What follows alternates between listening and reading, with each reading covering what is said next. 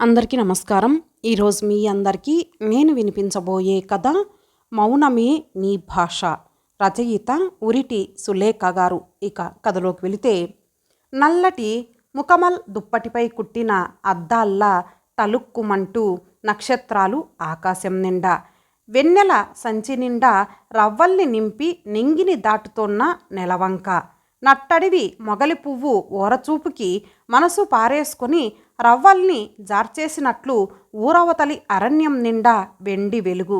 ఇదంతా నా కల్పనే కావచ్చు, కానీ ఈ రాత్రిపూట ఆకాశం ఎందుకనో అందంగా అనిపిస్తోంది. బహుశా నీ నిశ్శబ్ద పిలుపు వల్లే కావచ్చు. అసలు నాకేమనిపిస్తోందో తెలుసా? సృష్టికర్త మొట్టమొదటిసారిగా నిశ్శబ్దాన్నే సృష్టించాడేమో. శీతాకాలపు ఉదయపు నీరెండలో వెచ్చదనంలా నీ పిలుపు, వేసవి సాయంకాలపు సమీరంలా గిలిగింతలు పెడుతూ నీ పిలుపు, లేత వానాకాలపు చినుక్కి మధ్య విరహంలా గమ్మత్తుగా నీ పిలుపు. అది నీ గుండె గొంతుక నుండి నన్ను మాత్రమే తాకడానికి ఉదయిస్తోన్న నిశ్శబ్దమైన శబ్దమని. ఈ మధ్య ఇంట్లో గొడవలు ఎక్కువవుతున్నాయి. ఎప్పట్లానే అమ్మ తిడుతోంది నాన్న లేకపోవడం చూసి.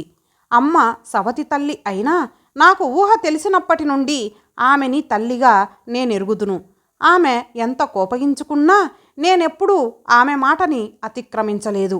ఉదయం వంట చేసి టేబుల్ మీద అన్నీ సర్దేసి కాలేజీకని బయలుదేరాను. అమ్మ హార్లిక్స్ కలపమంది. నాకు టైం అవుతోంది. ఆలస్యమైతే బస్సులు దొరకవు. నేనేం చెప్పినా ఆవిడకి అర్థం కాదు. కనీసం అర్థం చేసుకోవడానికి ప్రయత్నించదు. త్వరగా హార్లిక్స్ కలిపి ఆవిడకు అందించాను. అంతలో ఫోన్ రింగ్ అయ్యింది. అది నీ పిలుపే అని నాకు తెలుసు. అందుకే అవ్యక్తానందంతో రిసీవర్ తీసుకున్నాను. ఎప్పట్లానే అనంత నిశ్శబ్దం. ఫోన్ తీగకి ఆ చివర నీవు, ఈ చివర నేను, మనిద్దరినీ కలుపుతూ మౌనమైన అనురాగం. నువ్వు క్రెడిల్ చేసిన శబ్దం విని నేను రిసీవర్ పెట్టేశాను. నా ముఖ కవలికల్ని బట్టి అమ్మకు అర్థమైందనుకుంటాను అది నీ పిలుపే అని. అందుకే అమాంతం మింగేసేటట్టు నన్ను చూసింది. క్షిపణుల్లాంటి ఆ చూపులంటే నాకు చచ్చేంత భయం. అందుకే వెళ్తానన్నట్లు కళ్ళతోనే చెప్పి బయటపడ్డాను. కోతలకి సిద్ధంగా ఉన్న వరిచేలలా నిండుగా కదులుతున్నాయి నల్లమబ్బులు. దక్షిణపు గాలి సోకగానే కలవరంగా కదిలింది కరిమబ్బు. అది మెరుపు వీరుని రాకను తెలిపే సంకేతం కాబోలు. క్షణాల్లో నింగి మెరిసింది. ప్రియుని కౌగిట్లో కరిగి పులకించిన నీటి మబ్బు తుల్లింత జల్లులా, పల్చటి పట్టుపరదాల వానజల్లు నీకు నాకు మధ్య. సైన్సు సాధించిన విజయాలన్నింటిలోనూ ఫోన్ను కనిపెట్టడమే అత్యుత్తమ విజయం అని నాకనిపిస్తుంది. రోజు నేను నిద్రపోయేటప్పుడు గ్రాహం బెల్కి థ్యాంక్స్ చెప్తాను తెలుసా? ఇప్పటికిప్పుడే నీతో మాట్లాడాలి, కానీ ఎలా? అసాధ్యం కదూ. అందుకే టేప్ ఆన్ చేశాను. ఈ మధ్య వస్తున్న కొత్త పాటల లిరిక్స్ బాగుంటున్నాయి. మార్ధవంగా కుమార్ సాహు గొంతు. ఆ పాటని మన కోసమే రాశారేమో అనిపిస్తుంది. నేను నీకు రింగు చేశాను. ఆ సమయంలో రిసీవ్ చేసుకునేది నీవే. అంత ఖచ్చితంగా ఎలా చెప్పగలనో తెలుసా? నీ హార్ట్ వేవ్ లెంగ్త్ నాకు తెలుసు. నువ్వు పాట విన్నావు నాతో పాటే. అఫ్కోర్స్ కొద్దిసేపే అయినా ఆ అనుభూతి చాలు. అమ్మ నిద్రపోతోంది. ఆమె అదో టైప్ వెరైటీ మనుషులు కదూ. లేకపోతే ఇంత చక్కటి వర్షాన్ని ఎట్లా మిస్ చేసుకొని నిద్రపోతుంది? ఒక్కోసారి నాకెంత సంతోషం వస్తుందో తెలుసా? నేను పీలుస్తున్న గాలినే నువ్వు పీలుస్తున్నావు. నేను తాగుతున్న నీటినే నువ్వు తాగుతున్నావు. అదిగో అట్లాంటి భావం కలుగుతుంటే ఇహపరాల్లోనూ నీలోనే మమేకమైనట్టు. అప్పుడు వాన నీటిలో ఐతపు పడవల్ని వదిలినంత హాయిగా అనిపిస్తుంది. ఎందుకనో ఈ పూటంతా నీ జ్ఞాపకాల దొంతర్లే. నందివర్ధనం నునుపుల శాంతంగా నీ చూపు, పాదరసం మెరుపుల చురుగ్గా నీ చూపు కల్నేతలా కలిసిపోయి నన్ను ఉక్కిరి బిక్కిరి చేస్తున్నాయి. అవును, నాకు అర్థం కాక అడుగుతున్నా. నువ్వు ఫోన్ చేస్తే నేను మాట్లాడను, అది సరే. నా పరిస్థితి అలాంటిది. నువ్వు కూడా మాట్లాడవేం? కనీసం వింటాను కదా. అసలు నిన్నంతా నీకేమైంది? ఒక్క కాల్ కూడా చేయలేదు. ఊర్లో ఉన్నావా లేదా అన్న అనుమానంతో మా కాలేజీ అయినాక మీ ఆఫీస్కు వచ్చాను. రోడ్డు మీద నుండే నువ్వు కనిపిస్తున్నావు. కిటికీ వెనక కంప్యూటర్ ముందు. నాకు ఒళ్ళు మండింది. నువ్వు నన్ను చూడలేదు. నేను కోపంగా ఇంటికి వచ్చేశాను. ఎంతసేపని? కొద్దిసేపే. అమ్మా నాన్న ఏదో సీరియస్గా మాట్లాడుకుంటున్నారు. నేను ఆ గదికి వెళ్ళలే. ఫోన్ ముందు కూర్చొని నీకోసం ప్రయత్నిస్తున్నా. ఎంతసేపని? 15 నిమిషాల సేపు. అస్సలు ఆపకుండా. కానీ లాభం లేకపోయింది. ఎవరూ ఫోన్ పికప్ చేయలేదు. ఎందుకని? నువ్వు ఈ టైంలో ఇంట్లోనే ఉంటావే. నా మీద కోపమా? ఏమైంది? ఆ రాత్రంతా నిద్ర పట్టలేదు. మర్నాటి ఉదయానికల్లా నీ మీద కోపం పటాపంచలైంది. నా మొద్దు మొహానికి తట్టనే లేదు. మీ ఫోన్ డెడ్ అయింది కదూ. కంప్లైంట్ ఇద్దామనుకున్నా. కానీ ఎలా? అస్సలు కుదరదు. పోనీ నువ్వే ఇవ్వొచ్చుగా. ఇచ్చే ఉంటావులే. నా పిచ్చి గాని ఇంతవరకు ఇవ్వవా? ఇప్పుడు నువ్వింట్లో ఉండవని తెలుసు. మాకీరోజు కాలేజీ సెలవు. అందుకే ఫోన్ చేశా. మీ అమ్మగారు అనుకుంటాను రిసీవ్ చేసుకున్నారు. అట్లా అనుకుంటే సుఖంగా ఉంటుంది. ఒక్కోసారి నీ భార్య ఏమో అనిపిస్తుంది. అమ్మో, ఆ ఆలోచనే నాలో నచ్చలేదు. అసలు నీకు పెళ్ళయిందా? నీ పేరేంటి? ఊరేంటి? ఏమో, అవన్నీ నాకు అనవసరం. నాకు కావలసిందల్లా నా హృదయాన్ని ఉయ్యాలలూపే నీ బ్లాంకు కాల్. నువ్వేం మాట్లాడనక్కర్లా. నేను గుర్తొస్తున్నాననడానికి సాక్షిగా ఒక్క నిశ్శబ్ద పిలుపు.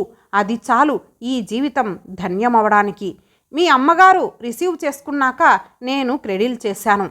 అంటే మీ ఫోన్ పనిచేస్తుందేమో. Thank God. మీ ఫోన్ డెడ్ అయినప్పుడు నాకేమనిపించిందో తెలుసా? ప్రపంచమంతా చచ్చిపోయి అంత ప్రపంచంలోనూ కేవలం మనిద్దరమే ఉండి, ఆ ఉండడం కూడా ప్రపంచానికి ఆ అంచున నువ్వు, ఈ అంచున నేను అయిపోయి కలవడానికి మనసు తప్ప వేరే సాధనమేం లేక ఒంటరిగా మిగిలిపోయినట్టు. ఇప్పుడు అలాంటి అడ్డంకులేం లేవు. నాకెంత ఉత్సాహంగా ఉందో. కొండ వెనుక మనోరంజని పూలని ఏరుకుంటూ తెచ్చినంత. ఈరోజు నాకు పెళ్లి చూపులు. అందుకే వారం క్రితం అమ్మా నాన్న రహస్యంగా మాట్లాడుకున్నారనుకుంటా. పెళ్లివారు వచ్చారు. వాళ్ళ ముందే ఫోన్ రింగ్ అవుతోంది. అప్పటికప్పుడే పరిగెత్తుకు వెళ్ళి నీ పిలుపు రిసీవ్ చేసుకోవాలని ఉంది. అతి కష్టం మీద ఆగాను. నాన్న ఫోన్ తీశారు.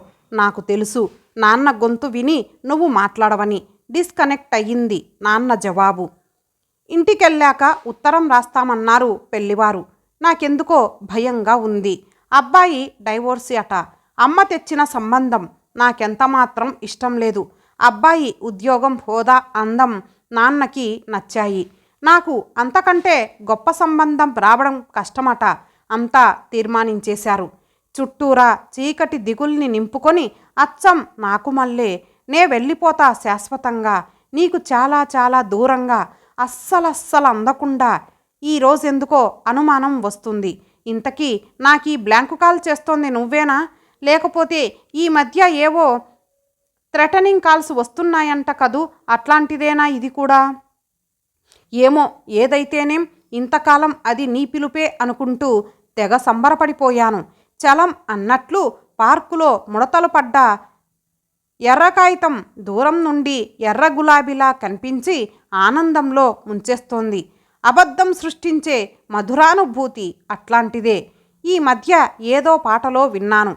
నువ్వు ప్రేమించకపోయినా కనీసం నా కోసం ప్రేమించినట్టు నటించు ప్రియా అని వాపోతాడు ఆ ప్రియుడు. ఆ సాయంత్రం బస్టాప్లో నీ చూపులు అందర్నీ వదిలేసి నా కోసం వెతుకుతున్నప్పుడు, నీ ఫోన్ రాలేదని నేను అలిగిన వేళ కాల్ చేసి నన్ను లాలిస్తున్నప్పుడు, నా కాల్ని రిసీవ్ చేసుకుంటున్నప్పుడు సైతం అదే నిశ్శబ్దం నీ హృదయపు లోతుల్లో. నా హృదయపు పియానో మెట్లపై నీ మౌనరాగం నిశ్శబ్దంగా అనురాగ శబ్దాన్ని పలికిస్తూ ఎన్నెన్నో జ్ఞాపకాల్ని నాకు మిగిల్చేసి అసలేం జరగనట్టే నీ దరహాసం. ఇంతకీ నువ్వెవరు? ఏమో, నాకేం తెలుసు? తెలుసుకోవాలని లేదు. నువ్వే, కేవలం నువ్వే, నువ్వే నాకు కావాలి. చిన్నప్పుడెప్పుడో చదువుకున్న వంకా జుకావ్ రష్యన్ కథ గుర్తొస్తోంది. తనని బానిసత్వం నుండి రక్షించమని తాతయ్యకి ఉత్తరం రాస్తాడు వంక.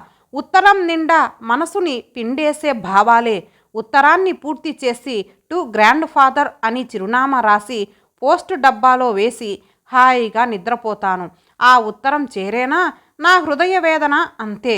అందుకే ఆఖరిసారిగా నీకు బ్లాంకు కాల్ చేస్తున్నా. ఈ సమయం నీది. తప్పకుండా నువ్వు ఫోన్ దగ్గరే ఉంటావు. థ్యాంక్ గాడ్ దొరికావు. నాకు తెలుసు నువ్వు మాట్లాడవు. అయినా అవధుల్లేని అంబరాన్ని దాటే పరవశం నాలో. నీకు వీడ్కోలు చెప్పడానికే ఈ కాల్ అని తెలిస్తే తప్పకుండా మాట్లాడేవాడివే. కానీ ఈ పరిస్థితుల్లో ఏమీ చెప్పలేని నిస్సహాయురాలిని.